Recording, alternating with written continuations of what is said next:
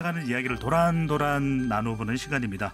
잇따른 아동학대 사건이 사회적 공분을 사고 있는 상황인데요. 아동학대 재발 방지 법안을 발의하신 분입니다. 초선으로 당선되셨죠. 부산 연제구의 미래통합당 이주환 국회의원 모셨습니다. 어서 오십시오. 네, 안녕하십니까. 네. 먼저 좀 이제 시간이 지났긴 했는데 네.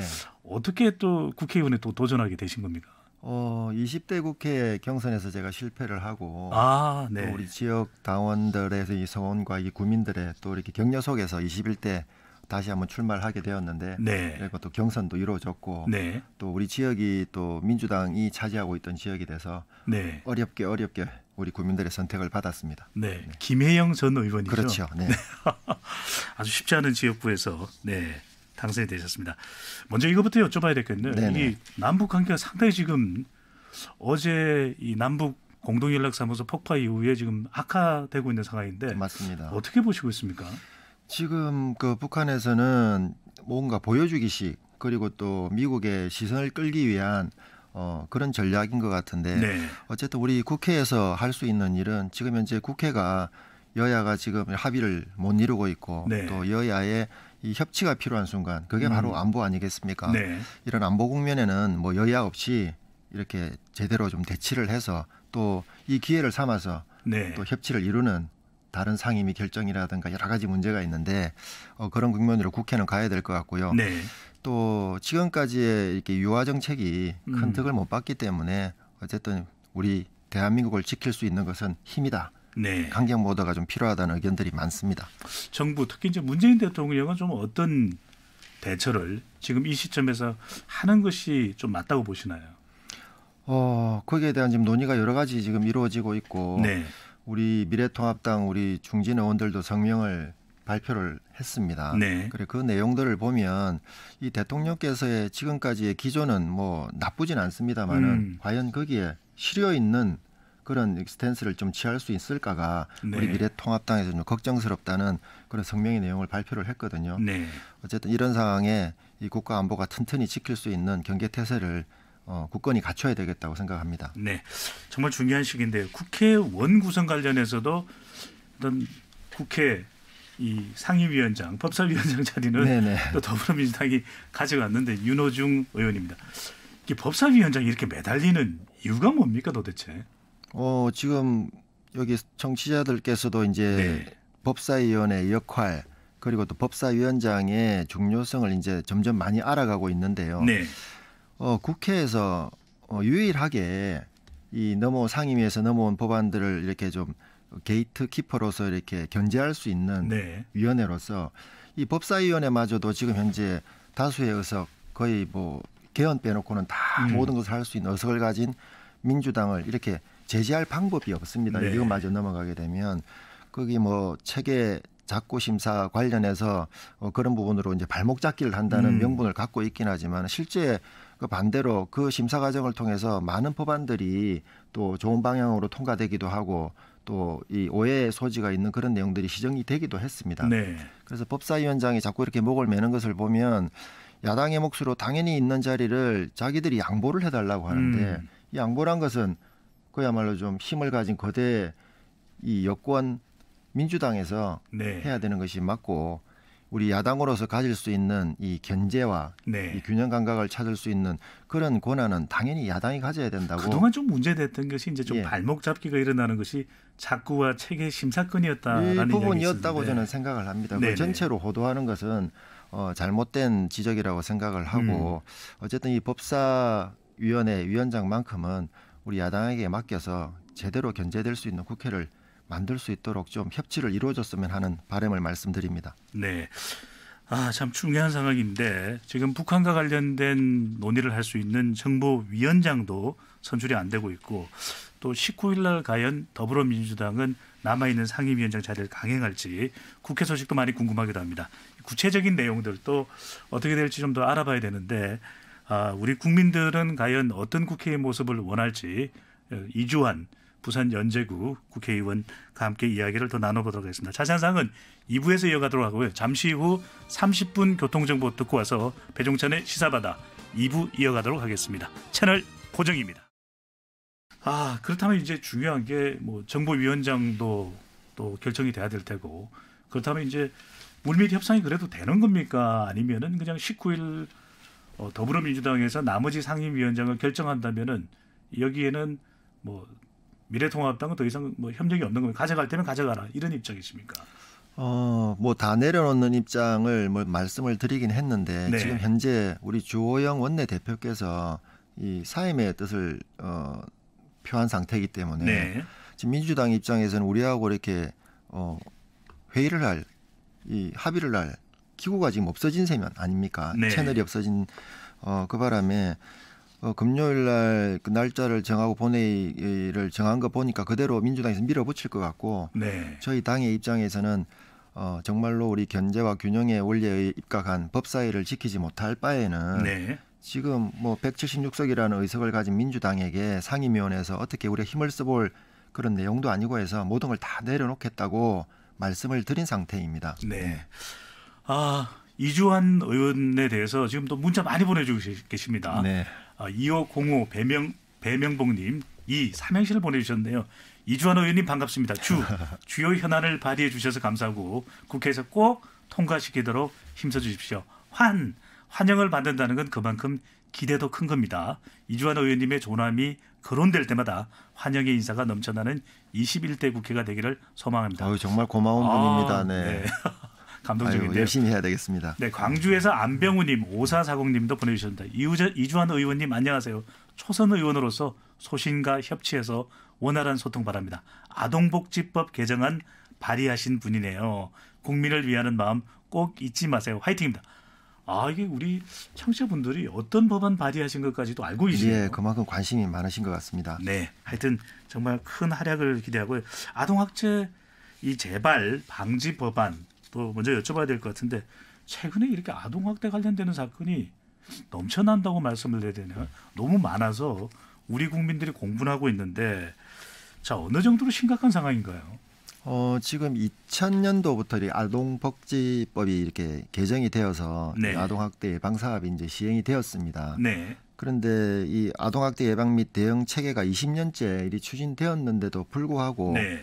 이렇게 지속적으로 이렇게 증가가 되고 있고 또 심지어는 강력 범죄 형태로 또 이렇게 변해가고 있는 진짜 안타까운 현실인데 네. 제가 뭐 저도 이제 아들 딸이 장성하긴 했지만 네. 이 두 아들 딸을 가진 아빠로서 정말 분노를 금할 수도 없기도 하고 애들한테 한편으로는 또 지금 현재 국회의원이 되었지 않습니까? 네. 또 미안한 마음이 들고 해서 이런 법 제도들이 빨리 좀 이렇게 통과가 되어서 뭐 조금이나마 더 아이들이 학대를 받지 않는 안전한 환경에서 좀 살 수 있도록 네. 그런 생각이 들어서 더 열심히 한번 해야 되겠다는 각오를 다져봅니다. 저도 조금 이해가 안 되고 우리 청취자분들도 궁금하실 게 그동안 계속해서 대책이 마련되어 왔고 조치도 있었다고 하는데 왜 줄어들지 않는 핵심 이적인 이유는 뭐라고 보십니까?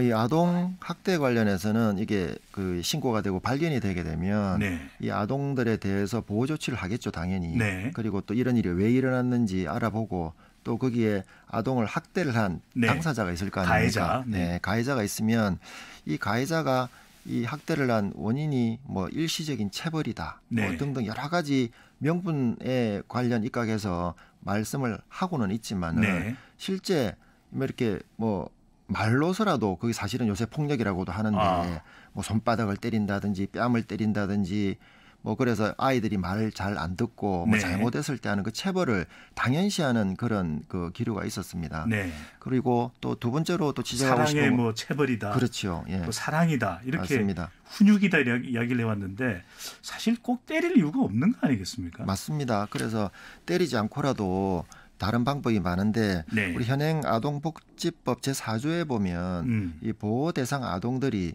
이렇게 그런 학대 이후에 네. 그래도 원 가정 자기 집에 돌아가서 이렇게 보호받을 원칙과 그리고 또 그런 가정과 유사한 환경에서 보호받을 네. 수 있도록 하는 게 이렇게 법으로 정해져 있습니다. 그러니까 원래 가정으로 이제 돌아가서 네. 부모들하고 사는 것이 그래도 가장 좋다는 이제 취지인데 물론 이런 내용에 대해서 크게 뭐 반대하지는 않을 겁니다. 네. 않을 건데 문제는 뭐냐면 원 가정으로 돌려보낼 때 제대로 여기 부모나 아니면 아이들의 이 심리 상태를 파악하고 또 치료하고 네. 앞으로의 그런 일이 재발하지 않도록 하는 뭔가 조치가 있은 다음에 집에 돌아가야 되는데 네. 그런 것들이 너무 이렇게 제대로 이루어지지 않고 집으로 돌아가니까 이게 재학대, 재발이 되는 거죠.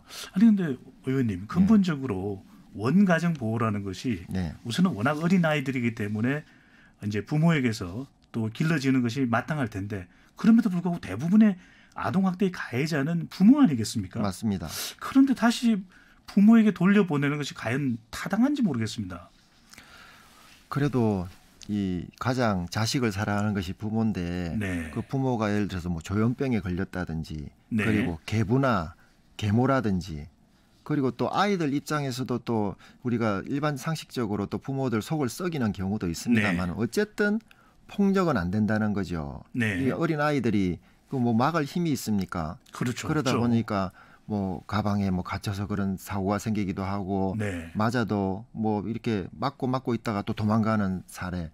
그래서 이런 사건 사고가 학대 사례가 생기기 전에 네. 어떻게 보면 위기 아동이 있을 수 있다는 그런 거 사전에 차단하면 제일 좋겠죠. 네. 그래서 무엇보다도 법이라는 것은 사후 조치보다는 이런 일이 사전에 일어나지 않게끔 네. 내주는 법이 저는 우선이 돼야 된다고 생각을 하고 그런 취지에서 제가 이번에 발의한 법은 원 가정에 물론 이것도 사후 문제입니다만 재발이 안 되게 하기 위해서는 정말로 이 아이들의 심리 상태나 그리고 부모들의 재발 방지에 대한 각오라든지 네. 그런 게 제대로 전문 의료기관 전문 의료기관에 좀 이렇게 뭐 이렇게 심사를 그러니까 치료를 받고 네. 그렇게 해서 판단을 해서 돌려보낸다 안 돌려보낸다가 된다는 걸 갖다 첨가한 겁니다. 네. 그 전에는 이제 아동 보호 시설에서 뭐 부모들이 와서 아이고 다음부터는 안 그러겠습니다. 뭐 그렇게 하면 대부분 큰 문제 없이 보이면 돌려보내는데 네. 그렇게 돌려보낸 사례 중에서 어마어마한 지금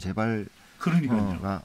재발이 일어나고 있으니까. 그러니까 이미 아동학대를 해서 예. 신고가 됐거나 문제가 됐는데 다시 부모에게 돌려보내니까 원 가정으로 가니까 또다시 학대당하는 상황이 발생을 하고 있는데 많은 청취자분들이 이런 생각하실 것 같아요. 이게 근본적으로 어떻게 좀 해결될 수 있을까? 그렇다고 해서 아이를 분리하자니 공간이나 또 교육을 할 마땅한 보호자가 없는 것이고 그래서 법안에서 강조하고 있는 것은 이 문제점을 어떻게 좀 더 근본적으로 이야기를 해결책을 제시하고 있는 건가요?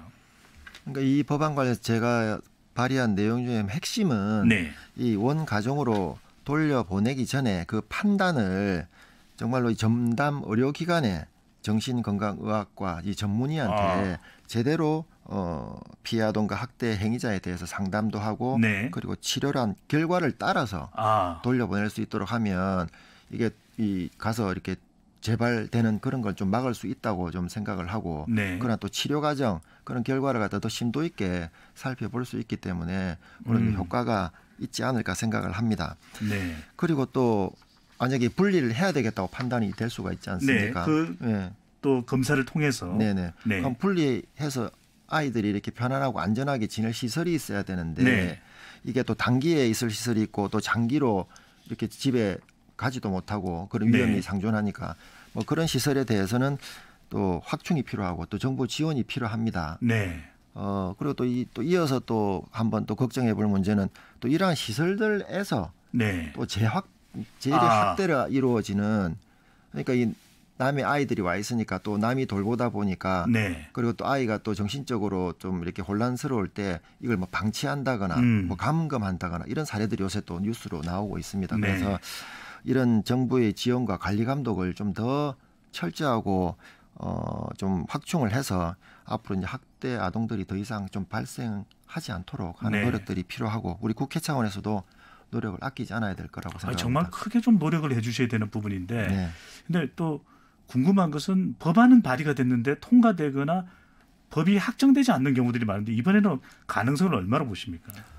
저는 이걸 통과시키지 않으면 안 된다고 생각을 확신을 합니다. 네. 이게 이런 법안에 관련해서는 이 정치적인 여야를 떠나서 정말 사회적으로도 큰 문제이기도 하고 어떻게 네. 보면 우리의 미래를 학대하는 그런 사건 사고 아니겠습니까? 그럼요. 진짜 범죄인데 이런 범죄를 막기 위해서라면 뭐 여야가 어디 있겠습니까? 네. 이거는 반드시 통과되어야 된다고 생각하고 확신을 하고 있습니다. 꼭 좀 노력을 해 주십시오. 네. 3615님 부산 연제구 이주환 의원님 화이팅!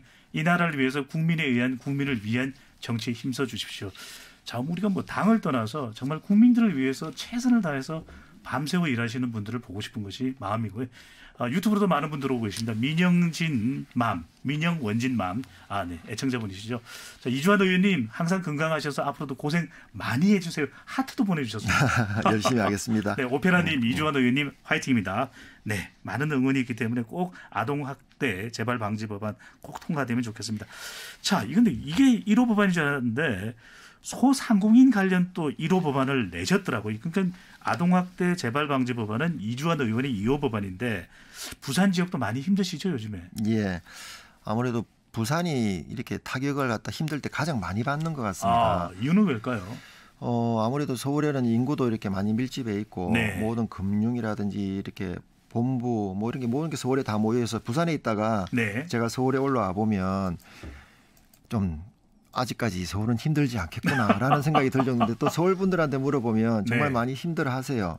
그런 거 보면 부산이 정말 많이 힘들구나. 우리 지역에 이 선거 때 이렇게 가게 인사한다고 들어가 네. 보면 정말 이 손님 들어오는 시간에 이 문만 멍하니 쳐다보시는 그런 주인분들 많이 계셨고 네. 또 그런 분들한테 인사조차 제대로 드리지 못하고 그냥 눈만 마주치고 나온 경우도 있었는데 이런 소상공인들 자영업자가 전국적으로 한 700만 정도 된다고 합니다. 네. 이 700만 정도 되는 이 소상공인들한테 이번에 여론조사를 한번 이 현황 파악을 해본 모양인데 네.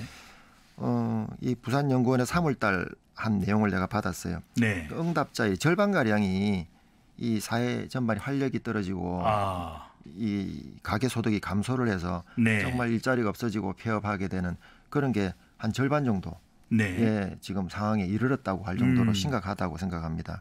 그리고 네. 또 이 가계소득 감소하는 대부분의 이 직종을 보면 자영업자입니다. 네. 그래서 이 자영업자들과 이 소상공인들 또 중소기업까지 포함해서 이분들한테 뭔가 좀 이 어려울 때 이 코로나로 인한 어려움 또 네.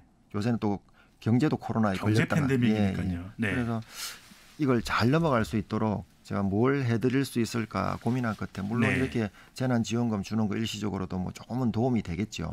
네. 그런데 근본적으로 또 많은 비용을 차지하는 것이 세금이다 보니까 어려울 때 실제 뭐 장사도 되지 않았는데 그 이전에 일어난 영업 활동이나 매출 활동으로 또 세금을 내야 되니까 네. 그런 걸 좀 감면해주고. 구체적으로 어떤 세금 지원을 받을 수 있는 겁니까? 지금 그 조세 특례 제한법, 제한법. 그 관련해가지고 네. 자기의 어떤 법인세나 소득세 이걸 뭐 계속 해줄 수는 없는데 네. 올 2020년 연말까지라도 워낙 힘드니까. 절반 정도를 좀 감면해주자. 한마디로 좀 네. 이분들을 좀 지원해주자는 그런 법을 발의를 했고요. 네. 또 부가가치세법을 통해서 이 법은 사실은 오래됐습니다. 이게 제 기억으로는 한 5, 6년 이상 된 것 같은데 네. 우리 간이과세자라는 말 아시지 않습니까? 그렇죠. 일정 부분의 매출이 넘지 않는 부분에 대해서 이렇게 간이장부로 네. 그렇게 할 수 있는 부분 그 기준 금액이 4,800만 원이었어요. 그런데 여러분이 제가 보니까 적어도 한 20분 정도 되는 것 같은데 왜 이게 국회에서 통과가 안 됐는지 모르겠습니다만은 거기에 뭐 정도 차이는 있지만 어느 분은 1억으로 하자, 어느 분은 뭐 1억 5천으로 하자, 상향하자 네. 이런 게 있었는데 적어도 이제 이렇게 2배 정도는 시간도 많이 지났고 그리고 물가도 많이 오르지 않았습니까? 그렇죠. 그래서 이 간이가세자 적용 기준 금액을 한 9,600만 원 정도로 올려야 되겠다고 네. 하는 그런 내용하고 또 부가가치세 납부 의무가 면제되는 그 매출 기준이 3천만 원이었습니다. 네. 그런데 그것도 2배 정도 한 6천만 원 정도.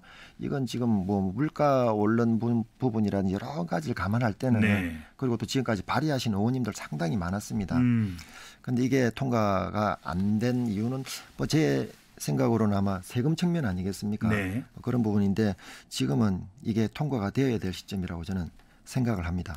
또 유통산업발전법도 이 법안에 포함되어 있는데 이건 어떤 지원을 해주게 되는 건가요? 그러니까 뭐 자영업자 소상공인들이 이렇게 밀집해 있는 그런 지역에 네. 또 가까운 지역에 뭐 이렇게 대형 마트라든지 중대형 마트가 들어오게 되면 이 소상공인들이나 자영업자들이 좀 피해를 많이 입지 않습니까? 네. 이렇게 지역의 기업과의 상생 협력을 위해서 내는 게 지역 협력 계획서라는 게 있습니다. 옛날에는 옛날이라기보다는 얼마 전까지는 최근까지. 최근까지는 이 재량 사항으로 이렇게 되어 있었는데 네. 이 부분을 좀 의무 조항을 만들어서 이런 그 기업들이 지역에 진출할 때 지역 그 소상공인들과 자영업자들과의 어떤 상생 협력을 할 수 있는 계획을 네. 좀 의무적으로 내달라. 라는 내용을 포함하고 있습니다. 네. 시간이 많지 않은데 한 네. 3, 40초 드리겠습니다. 예. 자, 오늘 말씀 4387님. 아, 정말 국민을 위한 일꾼 꼭 부탁드리고 재선 3선까지 꼭 하시기 바랍니다. 라는 덕담도 주셨는데 어떤 의정 활동에 좀 집중을 하시겠습니까, 앞으로?